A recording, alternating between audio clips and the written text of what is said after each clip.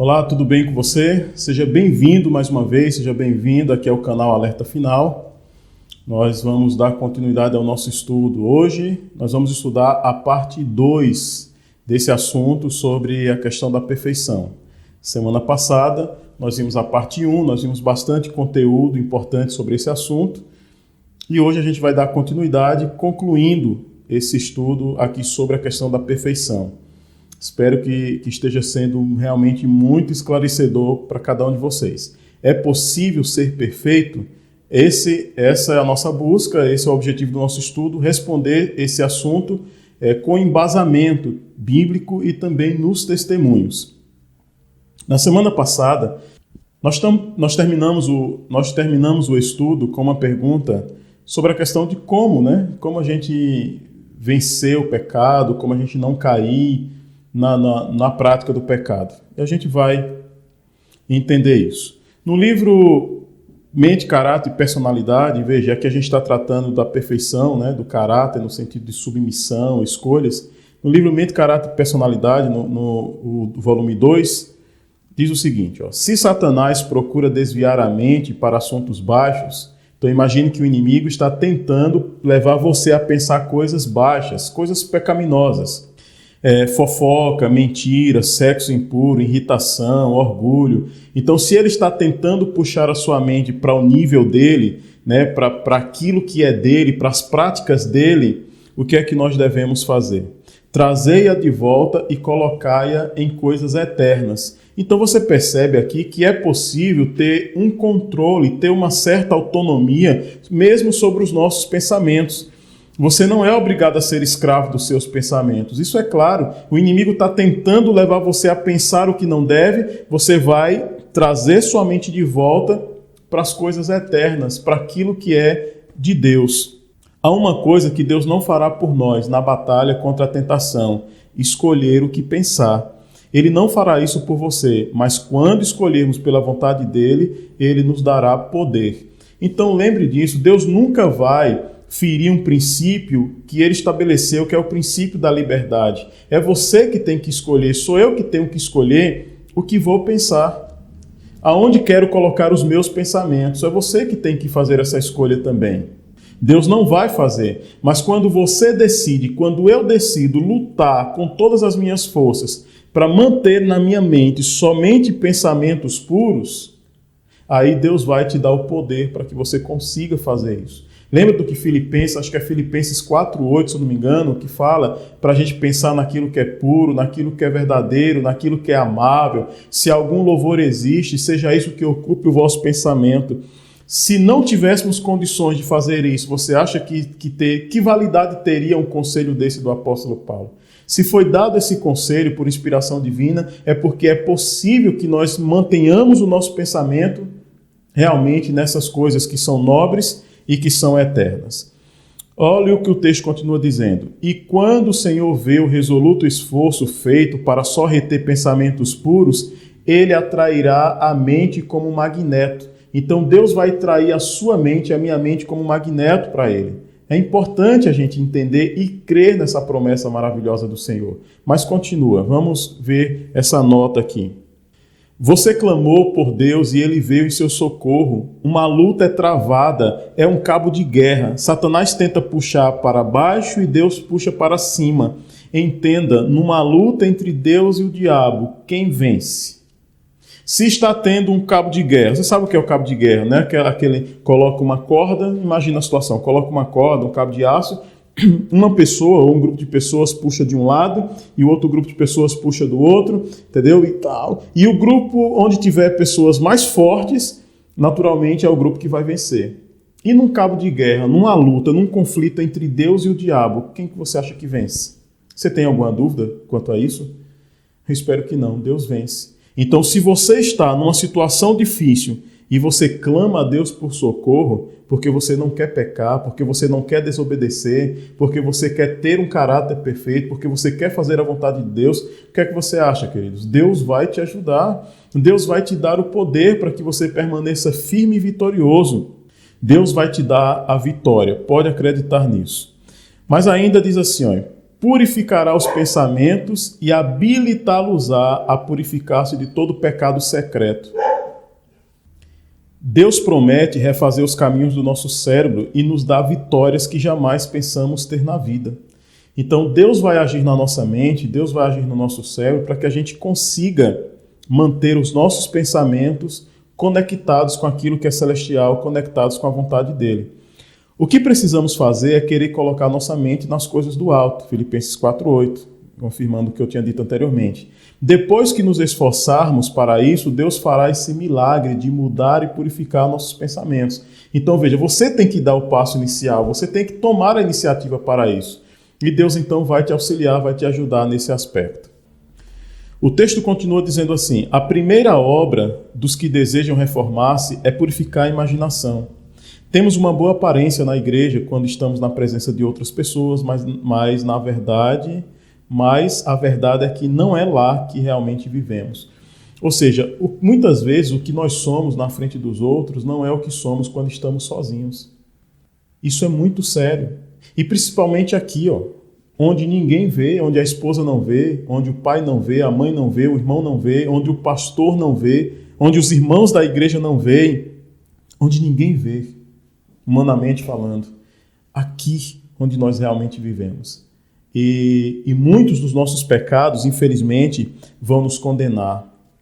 Onde vivemos realmente é na nossa mente, nossa imaginação, onde ninguém pode ver, ninguém pode lhe dizer o que fazer. Algumas coisas que não fazemos é porque há penalidade anexadas a elas. Se tivéssemos a plena liberdade, se não tivesse consequências, muitas coisas faríamos. Mas muitas vezes fica só no pensamento. Cerca de 99%, 99%, isso aqui, claro, não é um estudo, isso aqui é uma hipérbole que eu estou usando aqui, 99% dos pecados são cometidos na imaginação, onde se vive sem restrição, pelo menos como se pensa. Mas o que é que Deus diz em Eclesiastes 12:14? Porque Deus vai julgar todos nós por tudo que fazemos, até por aquelas coisas que ninguém conhece, sejam elas boas ou sejam elas ruins. Então, mesmo que você esteja cometendo esses atos pecaminosos só em pensamento, ainda assim nós vamos dar conta de cada um deles. Deus vai trazer a juízo tudo, até o que está escondido. Você é capaz de purificar a sua imaginação? O que é que você acha? De acordo com o texto que nós lemos, é possível ter uma imaginação, ter um pensamento purificado. É possível. Os textos que nós lemos são textos inspirados.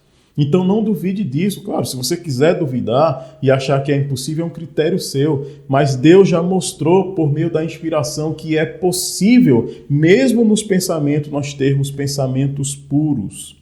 A citação continua dizendo o seguinte: quando tentados a ceder a uma imaginação corrupta, fugi para o trono da graça e orai pedindo forças do céu. Na força de Deus, a imaginação pode ser disciplinada, de modo a só se demorar em coisas puras e celestiais. As citações que eu passei para vocês, deixa eu só pegar aqui o meu laser, está aqui, mente, caráter, personalidade, onde já estava a referência, volume 2, na página 595, está todo esse texto que eu li aqui para vocês. Então, sim, é possível ter controle mesmo sobre os nossos pensamentos, de maneira que eles sejam puros, santos, sejam agradáveis ao nosso Deus. Isso é possível. Estamos falando de milagre que ocorre quando você permite Deus agir na esfera dele, que é o impossível, enquanto você age na sua esfera, que são as coisas possíveis. Aquilo que é possível a você, é com você. Deus vai agir na área dele, tá bom? Na especialidade dele, que é o impossível. Mas olha o que diz aqui, essa religião sentimental que não faz caso do pecado, que só se demora sobre o amor de Deus pelo pecador, estimula-o a crer que Deus o salvará, embora continue pecando. Olha que texto, queridos, que texto maravilhoso e pertinente para os dias que nós estamos vivendo. É uma repreensão direta ao tipo de pregação que costumeiramente estão sendo pregadas em todas as igrejas, inclusive na nossa. Na nossa eu me refiro a que eu faço parte. Mas olha o que o texto diz, essa religião sentimental, ou seja, que dá ênfase, que se preocupa somente com o aspecto sentimental das pessoas, que não trata da questão do pecado, que só se demora sobre o amor de Deus, só fala sobre o amor, só fala sobre a graça de Deus pelo pecador. Sabe qual é o resultado disso? Olha o texto. Estimula-o a crer que Deus o salvará, embora continue em pecado, sem mudança de vida. Olha o mal que esses pregadores, olha o mal que as igrejas que adotam esse estilo de pregações estão fazendo na vida dos seus ouvintes. Mas o texto ainda diz, e sabe que é pecado. Estimula-o a crer que Deus o salvará, embora continue em pecado, e sabe que é pecado. É assim que estão procedendo muitos que professam crer na verdade presente. A verdade é mantida fora de sua vida, e esta é a razão, porque ela não tem mais poder para convencer e converter a alma. Você não vê mais pessoas convertidas. Pessoas que vêm para a igreja, embora professem serem convertidas, professem ter abandonado o mundo, mas na verdade trouxeram o mundo com elas em algum aspecto, naquilo que vê, naquilo que ouve, naquilo que come, naquilo que veste, nos lugares que ainda frequenta. O mundo ainda acompanha essas pessoas de alguma forma. Deve haver o máximo esforço de todo nervo e espírito e músculo para deixar o mundo, seus costumes, suas práticas, suas modas. Se abandonardes o pecado e exercerdes viva fé, as riquezas das bênçãos do céu serão vossas. Vou repetir. Se abandonar o pecado, exercer viva fé, as riquezas das bênçãos do céu serão vossas. Quando é que nós vamos tomar posse dessas bênçãos, dessas riquezas? Se abandonarmos o pecado e exercermos fé em Deus. Então não é uma embirra minha, né? Não é uma encheção de saco minha. Deus está preocupado com isso. E Deus quer resolver isso na minha vida e também em sua vida. Esse é o problema do pecado, porque gera culpa diante de Deus, como nós já estudamos em temas passados. As vestes do vosso caráter precisam ser lavadas até ficarem sem manchas, na fonte aberta para remover toda a impureza. Vosso valor moral será pesado nas balanças do santuário, e se fordes achados em falta, sofrereis eterna perda. Toda aspereza, toda rudeza deve ser removida de vosso caráter antes que Jesus venha, pois quando ele vier, estará terminada a preparação para toda a alma. Quando é que o pecado tem que ser resolvido na minha vida e na sua vida? Antes de Jesus voltar. E aqui ela usou uma palavra aqui, será pesado na balança do santuário, e se for achado em falta, sofrereis eterna perda. Você já sabe que ser pesado e achado em falta, tem um estudo que eu trato sobre isso em alguns vídeos passados aí. Você pode ver algum desses temas, não lembro exatamente qual, mas está aí, é bom que você veja todos. Ser pesado e achado em falta é quando você conhece o que é pecado, o que é errado, e ainda assim você faz. Você sabe o que é o certo e o que é errado, e você escolhe fazer o errado. Isso é ser pesado e achado em falta. E se fizer assim, se viver assim, será condenado. É o que diz a palavra inspirada. Olha o que diz Mateus capítulo 5, versículo 48. Sede vós, pois, perfeitos, como é perfeito o vosso Pai que está nos céus. Então veja, há um pedido bíblico para que nós sejamos perfeitos. Mas olha, tem um outro texto aí. Sede, pois, misericordiosos, como também vosso Pai é misericordioso. O que é que eu pergunto para você aqui? Então, aqueles que defendem que não é possível ser perfeito, então deveriam defender que não é possível ser misericordioso. Porque os textos estão dizendo, o primeiro diz, seja perfeito como Deus é perfeito. O outro diz, seja misericordioso como Deus é misericordioso. Se eu não posso ser perfeito, então eu também não posso ser misericordioso. Mas você já entendeu o conceito de perfeição bíblica. Você está vendo esse segundo vídeo, essa segunda parte. Você deve ter assistido a primeira, quero crer que sim. Então você já não tem problema com isso. Você já entendeu isso perfeitamente, inclusive, né? Tranquilamente em relação a isso. Testemunhos para ministros e obreiros evangélicos têm essa citação importante. Estamos vivendo no mais solene período da história da Terra. Nunca existe tempo em que é próprio pecar. É sempre perigoso continuar em transgressão. Mas isso é verdade de maneira especial no presente. Então, se já era perigoso antes, hoje é pior ainda. Estamos agora no próprio limiar do mundo eterno e na mais solene relação para com o tempo e a eternidade que nunca antes. Examine agora cada um o próprio coração e suplique que os raios do sol da justiça expulsem todas as trevas espirituais e purifiquem da corrupção. Então nós estamos chegando no auge, nós estamos no clímax, nós estamos num momento em que não se terá mais oportunidade. E se já era perigoso viver em pecado, viver em transgressão antes, pior agora, no momento em que você está vivendo. Exatamente nesse tempo em que Cristo está terminando a sua obra no Santíssimo do Santuário Celestial e logo a porta da graça irá se fechar. Sem contar que eu não sei, você não sabe quando será o nosso último dia de vida, né? Então a gente precisa cuidar com essa situação o quanto antes, o mais rápido possível. Mas eu quero, no livro Testemunhos Seletos, no volume 2, ler essa citação para você. Importa ser consumada a importante obra de produzir um povo de caráter semelhante ao de Cristo e que seja capaz de subsistir no dia do Senhor. E enquanto navegamos com a corrente do mundo, não necessitamos de velas, nem de remos. É quando nos voltamos completamente para ir de encontro à correnteza que começamos nossas lutas. Satanás introduzirá toda espécie de teorias para perverter a verdade. Então, quando você está vivendo na corrente do mundo, seguindo o fluxo do mundo, não há problema, filho. É normal. Mas quando você está em posição contrária, tente nadar em direção contrária ao fluxo da água, e você vai ver que requer maior resistência, você precisa estar bem fisicamente, você precisa ter fôlego, e assim é quando você se entrega a Cristo, quando você decide viver uma vida de santidade, uma vida diferente, as perseguições, as ações do inimigo sobre a sua vida vai ser muito mais fortes e vão ser muito mais frequentes, mas a vitória nos é possível e nos é garantida pelo poder e no nome de Jesus. Ciência do bom viver, olha o que diz. A mente tem o direito de escolha. Deus nos deu o poder da escolha. A nós cumpre exercê-lo. Não podemos mudar o coração, nem reger nossos pensamentos, impulsos e afeições. Não nos podemos tornar puros, aptos para o serviço de Deus, mas podemos escolher servi-lo. Podemos entregar-lhe nossa vontade. Então ele operará em nós o querer e o efetuar, segundo a sua vontade. Assim, nossa natureza toda será posta sob o domínio de Cristo.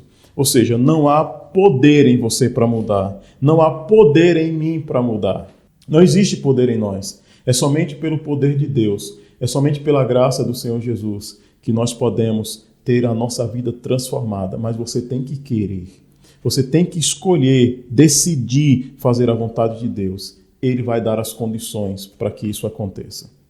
Mas desejado de todas as nações, o tentador jamais nos poderá compelir a praticar o mal. Não pode dominar as mentes, a menos que se submetam ao seu controle. Satanás não pode ter controle sobre a sua mente, a menos que você deixe. A vontade tem que consentir, a fé largar sua segurança em Cristo, antes que Satanás possa exercer domínio sobre nós. Mas todo desejo pecaminoso que nutrimos lhe proporciona um palmo de terreno. Todo ponto em que deixamos de satisfazer a norma divina é uma porta aberta pela qual pode entrar para nos tentar e destruir. E todo fracasso ou derrota de nossa parte dá-lhe ocasião de acusar a Cristo. Então, olha que coisas terríveis são declaradas nesse texto. Quando você deixa de fazer a vontade de Deus em um ponto que seja. Você obedece em muitas coisas, mas tem um ponto em que você não obedece. Você está abrindo com isso uma porta, aqui, abrindo uma porta pela qual Satanás possa entrar e destruir a sua vida. E sem contar que todo fracasso ou derrota dá para Satanás uma oportunidade de acusar Jesus Cristo. Isso quer dizer que nós precisamos viver 100% coerentemente com a vontade de Deus revelada a cada um de nós. Olha o que diz isso aqui, isso é um livro da Casa Publicadora Brasileira, esse Ritual do Santuário, diz assim, na última geração, Deus será reivindicado. Então, se você crê que você é a última geração, como eu creio, então Deus será reivindicado nessa última geração. No remanescente, encontrará Satanás sua derrota. A acusação de que não se pode observar a lei será refutada. Deus providenciará não só uma ou duas pessoas que observem seus mandamentos, mas todo um grupo denominado os dos 144 mil. Refletirão plenamente a imagem divina, desmentirão a acusação de Satanás contra o governo de Deus. Satanás no céu disse que não era possível obedecer a Deus. Ele trouxe esse conselho, essa ideia, essa filosofia para os nossos dias. E hoje você convive com pessoas dentro da igreja e fora da igreja, entre as pessoas comuns e mesmo entre líderes, pessoas altamente influentes, teólogos. Já ouvi deles dizer que não é possível guardar a lei de Deus. Inclusive eu ouvi um deles dizer que você não consegue guardar o mandamento não adulterar, que você vai pecar em pensamento. Talvez ele seja isso, queridos. Talvez esse teólogo seja um escravo desse pecado do adultério. Talvez não da prática do adultério, mas talvez ele seja um escravo do pecado em pensamento. E ele está fazendo uma projeção, dizendo que todo mundo vai pecar em pensamento. Mas isso é contrário ao que nós temos estudado aqui, que é possível manter os pensamentos cativos à vontade de Deus. Mas ele é um teólogo, eu não vou falar o nome dele aqui, mas ele é bem influente. É formador de opiniões. E ele tem arrastado muita gente com ele também, como vários outros. Ele não é o único que arrasta, entendeu? Então vários outros arrastam. Mas a verdade está sendo apresentada para você e você só será enganado por falas desse tipo se você quiser. Jamais seremos chamados a sofrer como Cristo sofreu, pois pesavam sobre ele não os pecados de um, mas os de todo o mundo. Ele suportou a humilhação, o vitupério, o sofrimento e a morte, para que, seguindo-lhe o exemplo, possamos herdar todas as coisas. Você precisa entender bem esse texto, viu? Ela está falando em relação ao aspecto redentivo da ação de Jesus Cristo. Estava sobre Jesus Cristo o peso do pecado de toda a humanidade estava recaindo sobre Jesus. E isso não vai acontecer nem comigo e nem com você. Certo? Então esse sofrimento que Cristo passou em relação a carregar a carga do pecado de toda a humanidade, isso nunca vai acontecer comigo e nem contigo. Então entenda e faça a separação. Olha o que ela diz: Cristo é nosso modelo. Cristo é nosso modelo, o perfeito e santo exemplo que nos foi dado para que seguíssemos. Jamais poderemos igualar o modelo, podemos, porém, imitá-lo e assemelhar-nos a ele de acordo com a nossa capacidade. Então, nós nunca vamos conseguir, nessa dimensão, inclusive, redentiva, no aspecto redentivo de Jesus, onde ela fala que ele carregando os pecados do mundo todo, nós nunca vamos conseguir igualar a Cristo nesse aspecto. Mas em relação à vida de santidade, de obediência que Cristo viveu, olhe o que nos é garantido, tanto na Bíblia como pelo Espírito de Profecia. Olha o texto que diz: ao que vencer, lhe concederei que se assente comigo no meu trono, assim como eu venci e me assentei com meu Pai no seu trono. Então veja, se o texto diz ao que vencer, é porque é possível vencer. E o texto está dizendo como? Ao que vencer, lhe concederei que se assente comigo no meu trono, assim como eu venci.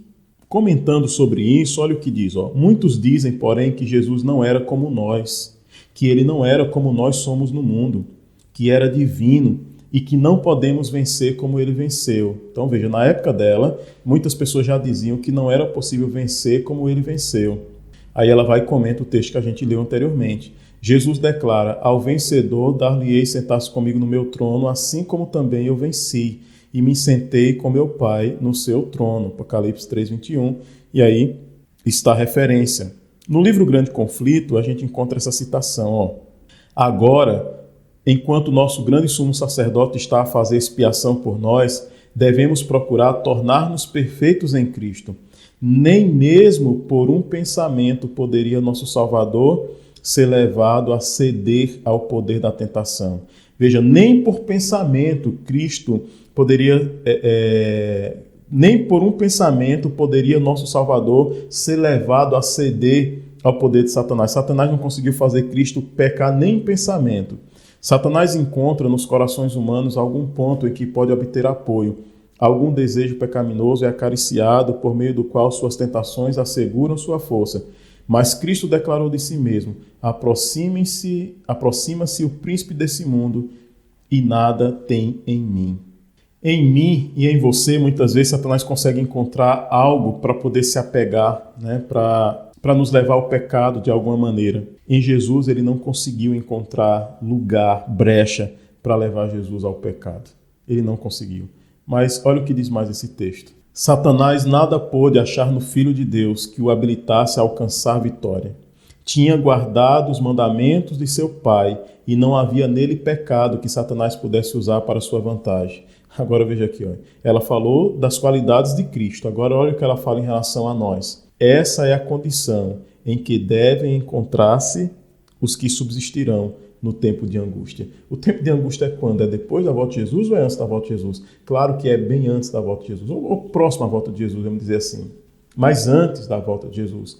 E ela está aqui afirmando que essa condição que Cristo tinha, que Satanás não teve vantagem sobre ele, é a condição que tem que estar, que tem que se encontrar, ou que vão se encontrar aqueles que vão subsistir no tempo de angústia. Esse texto é muito esclarecedor, queridos. No livro Parábola de Jesus é dito o seguinte: deve-se lhes ensinar que não serão salvos somente pelo sacrifício de Cristo, mas que também devem tornar a vida de Cristo a sua vida e o caráter de Cristo o seu caráter. Então veja, você vai ser salvo e eu vou ser salvo não somente pelo que Cristo fez por nós na cruz do Calvário, não é pela morte de Cristo somente, mas é quando eu e você tornamos o nosso caráter semelhante ao caráter de Cristo, a nossa vida semelhante à vida de Cristo. Então nós temos que ser um reflexo daquilo que Jesus foi nos seus aspectos de vivência, de obediência à vontade do Pai, de obediência à vontade de Deus, uma vida de santidade, uma vida de poder cheia do Espírito Santo. Nós precisamos ser assim. Se você confia sua salvação somente ao sacrifício de Cristo e não se assemelhasse ao caráter de Jesus, então dificilmente você vai chegar no céu. E isso é para mim também.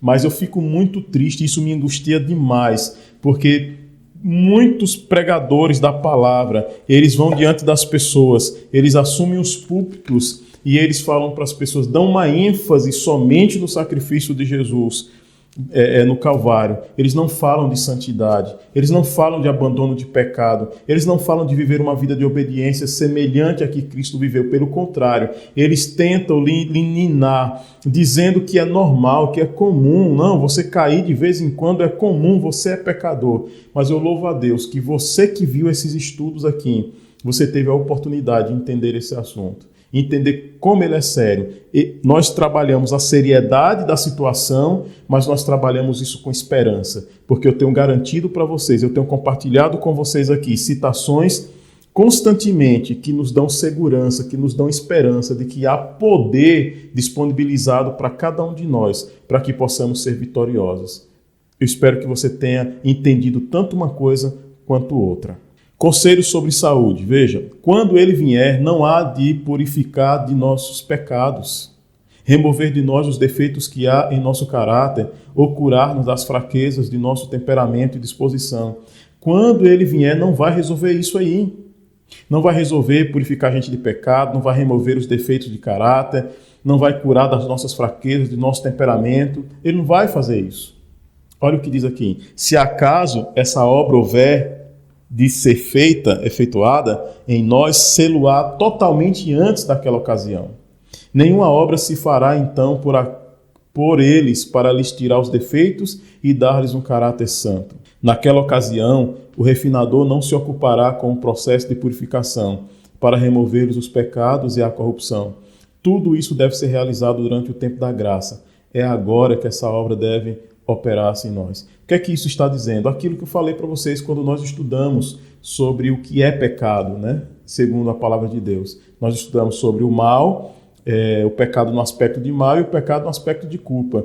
Então, o pecado como aspecto de culpa, que tem a ver com o nosso caráter, com as nossas escolhas, entendeu? Esse pecado Deus vai resolver agora, antes dele voltar. Agora, o pecado no aspecto do mal é o que ela está dizendo. Ele não vai se envolver com isso agora. Então isso vai ser resolvido quando ele voltar. Aí sim, o seu corpo, a sua natureza pecaminosa vai deixar de existir, o seu corpo com as debilidades físicas como consequências do pecado não vai mais acontecer, você vai ter um corpo glorificado.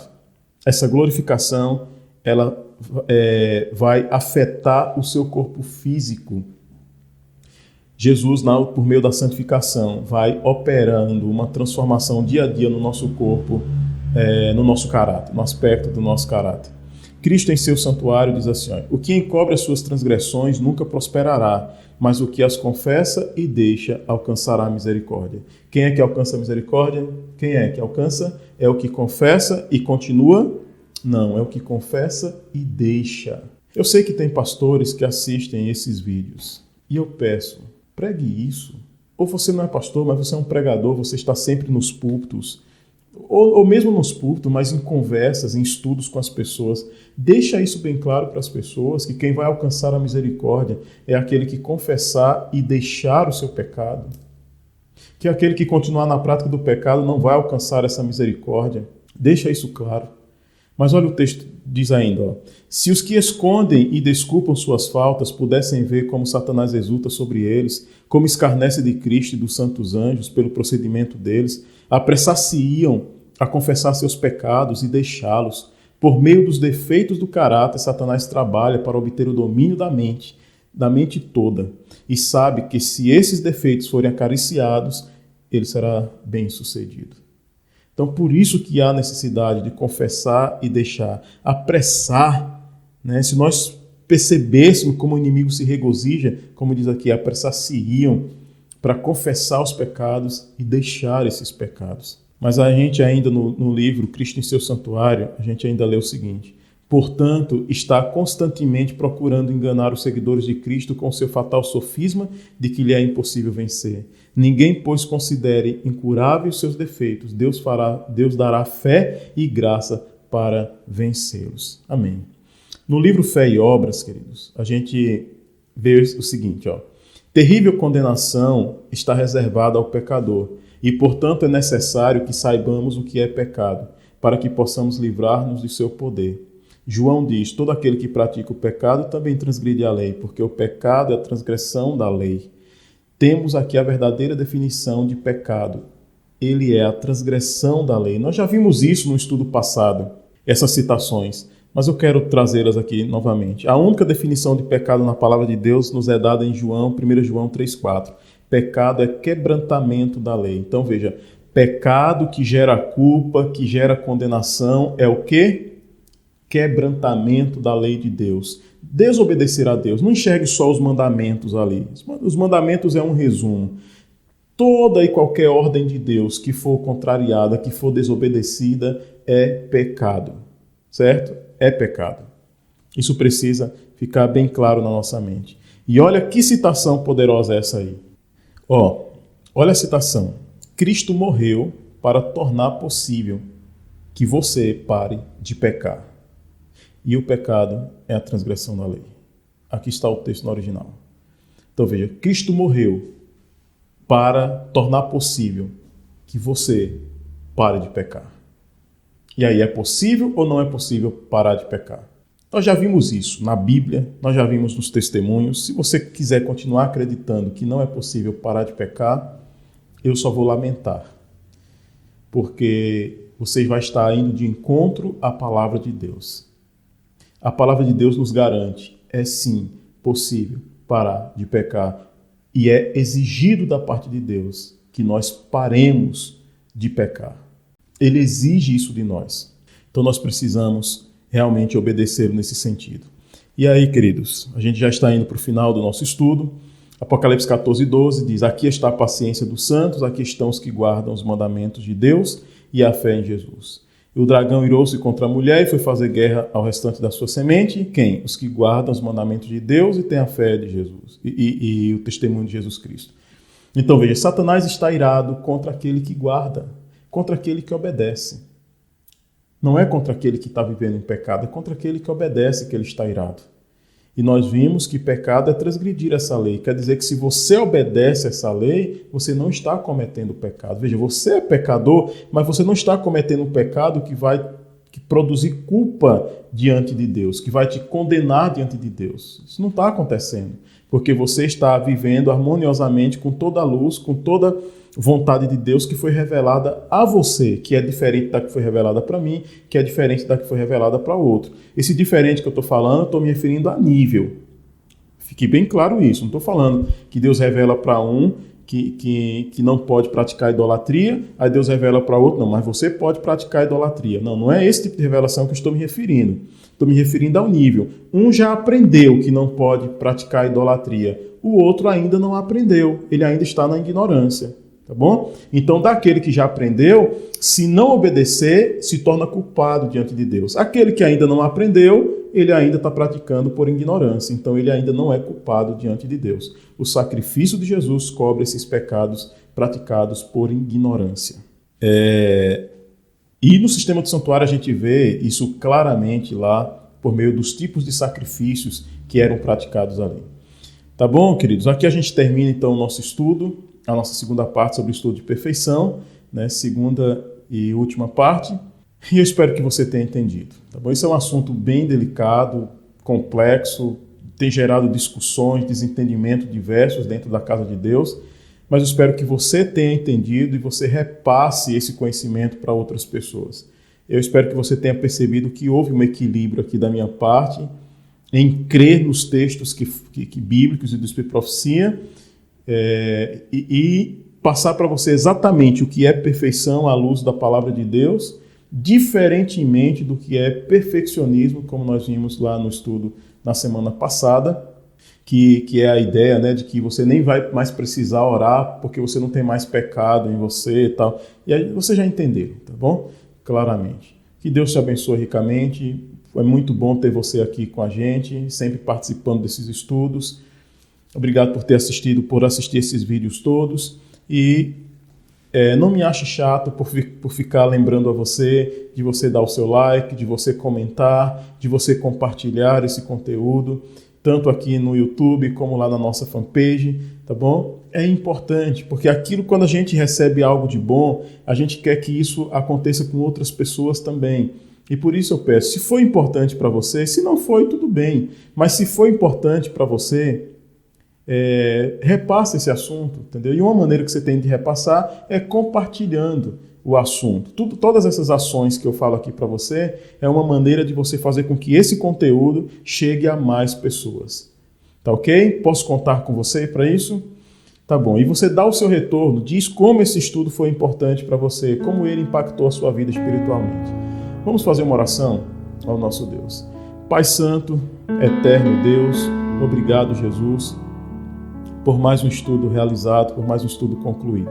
Nós falamos nessa noite sobre a perfeição e nós vimos que pela graça, pelo poder do Senhor, sim, não só é possível, como é exigido do Senhor que nós sejamos perfeitos. E nós entendemos como é a perfeição bíblica. Ela tem que ver com viver harmoniosamente com toda a vontade do Senhor revelada a nós.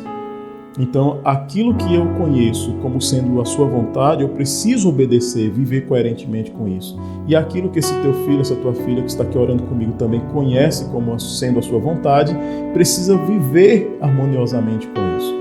E eu peço que isso se torne cada vez mais firme, mais concreto na nossa vida e a gente consiga realmente fazer disso uma prática constante no nosso viver. Tenha misericórdia de mim, tenha misericórdia de cada um dos teus filhos. Usa o conteúdo que é colocado nesse canal para abençoar cada um dos teus filhos, por favor, de alguma maneira. Eu coloco tudo em tuas mãos. Que tudo aconteça segundo o seu querer e vontade, que tudo seja feito para a tua honra e para a tua glória. Em nome de Jesus Cristo. Amém e amém. Que Deus abençoe e até a próxima semana, se o Senhor assim nos permitir. Em nome de Jesus. Valeu.